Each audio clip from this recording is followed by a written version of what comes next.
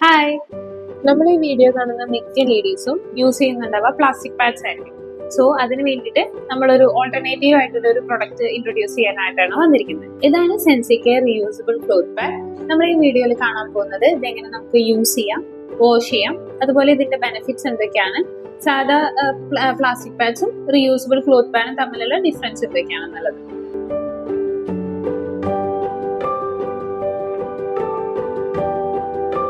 ഇങ്ങനൊരു പൗച്ചിലാണ് cloth pad വരുന്നത്.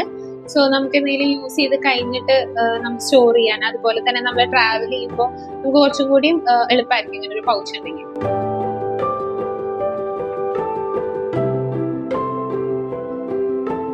നമുക്ക് ആ ബോക്സിൽ വരുന്നത് 3 റെഗുലറും അതുപോലെ തന്നെ ഒരു ഓവർനൈറ്റ് സൈസും ആണ്.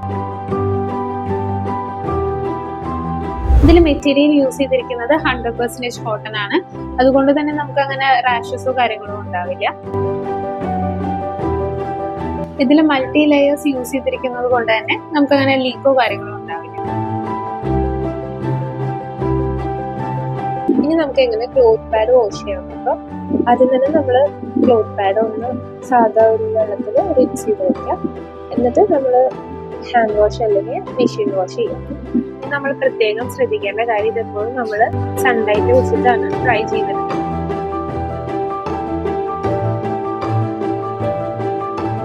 ഇനി നമുക്ക് എങ്ങനെ ക്ലോത്ത് പാഡ് വെയർ ചെയ്യാൻ നോക്കാം. നമ്മൾ നോർമൽ പാൻറ് എടുക്കാം. പിന്നെ നമ്മൾ ക്ലോത്ത് പാഡ് കറക്റ്റ് ലെവലിൽ വെക്കാം. ഒരു സ്നാപ്പ് ബട്ടൺ ഉണ്ടാവും, ജസ്റ്റ് ഒന്ന് പ്രസ് ചെയ്ത് കൊടുക്കാം.